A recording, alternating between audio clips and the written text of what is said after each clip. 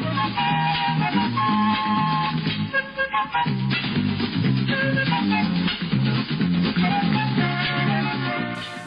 iMedia Connection, I'm Bob Garfield. Guess who wandered into the lounge? It's Jaron Lanier, one of the pioneers of virtual reality, currently the innovator in residence at the Annenberg School at the University of Southern California, and a guy with a resume that I won't even begin to try to sample here, except to say that of all the people who have come into the lounge, the first former goat herd. It's true. And midwife. Yeah, that's all true.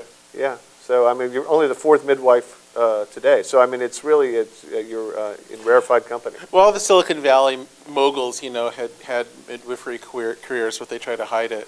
Yeah. You know, the untold story. Jobs almost dropped a baby one time. Yeah, newborn. It's like nobody knows this, but it's true. Yeah. Yeah, the revolution will not be monetized, which is true until it starts to be false. But you have a particular slant on the demonetization of content. I want you to share your thoughts. Well, if the revolution will not be monetized, it makes it kind of really sound like one of those old-fashioned lefty revolutions, doesn't it? Yeah. It sure enough does. Yeah. Well, see, I think we kind of screwed up on this because this Sergey, who we just mentioned, came up with this brilliant business plan, which is paid search. And the thing about that is it makes enough money fast enough that it sort of makes you feel like, well, geez, we're making enough money just from paid ads on search and email and whatever else Google can put an ad on. That's so lucrative. We could just give away the operating system, give away all kinds of stuff. Maybe give away connectivity, who knows what.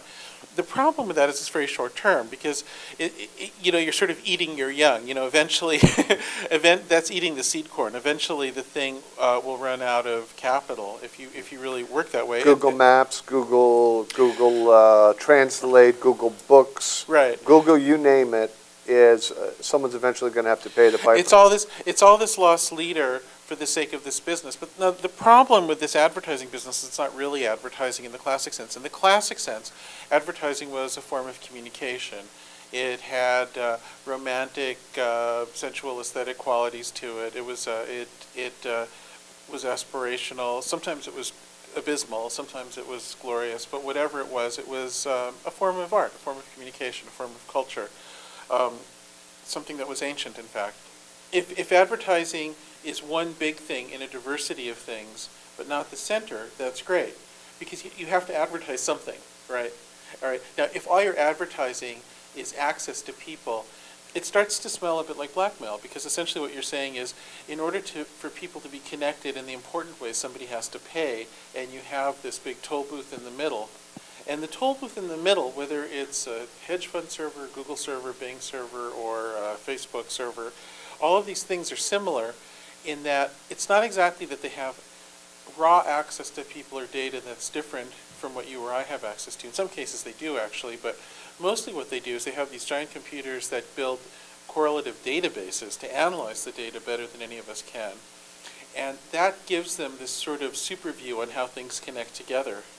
And then they use that in order to sell, in order to gate access between people. And here, I gotta say, if it was in the service of something else, if that was in the service of some other industry, but if it is the industry in itself, it starts to eat itself. Is there no adjustment the society and the economy can make? A lot of what kept jobs going in the 20th century were, there are two institutions basically that kept us from plunging into Marxism. I mean, I think there are two things that made the world safe for sort of capitalist and liberty-based systems. One is unions, and I know that's a very controversial thing to say, and I'll leave that aside. That's a controversy for another time and place. But the other one is copyright, because I was hoping you were going to say Pez. Pez? I really liked Pez. I'm sorry. Well,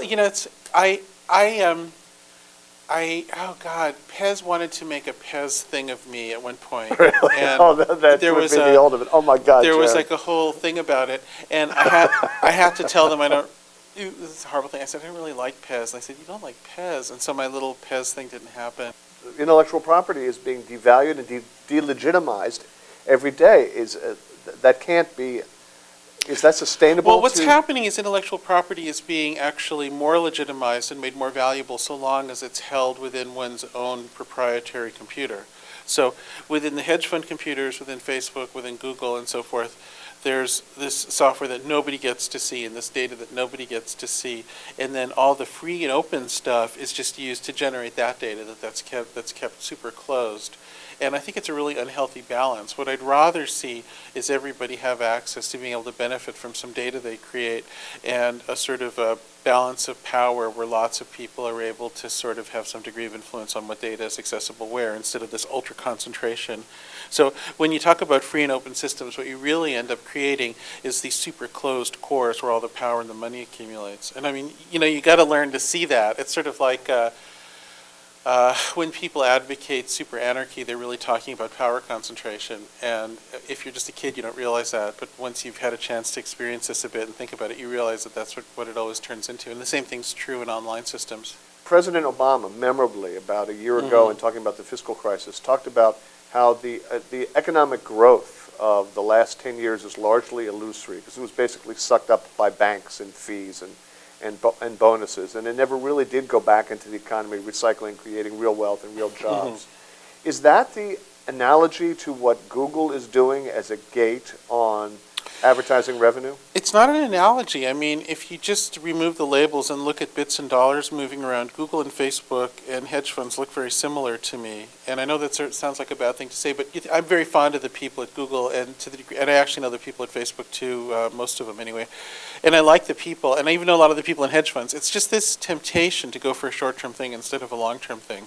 Because in the short term, you can concentrate information with computers on a network, and then concentrated information can be turned into wealth and power very easily. And in the short term, it's this incredible temptation. And in the long term, it doesn't necessarily build a growing economy that benefits everybody and creates a future even for the businesses who are, benefiting in the short term. So it's a typical folly, and it's probably what I would make myself, I mean, it's not like, I'm not saying they're bad people, it's just that this thing we all fell into, all of us, including me, it's just like this thing that happened. It was just like this thing we tripped up on about 10 years ago. They could be bad people, too. No, they're not, though. It just happens in this case. I don't know anybody who strikes me as a really bad person in that loop. Well, in the hedge fund world, I'll take it back. In the hedge fund world, I know some people who strike me as bad eggs. But like the quants are mostly pretty decent people. They're just like nerds. Like the people who do it, the people who really enable it are just nerds. Wall Street nerds aren't that different from Silicon Valley nerds. They're, they went to the same schools and they have the same obsessions and everything.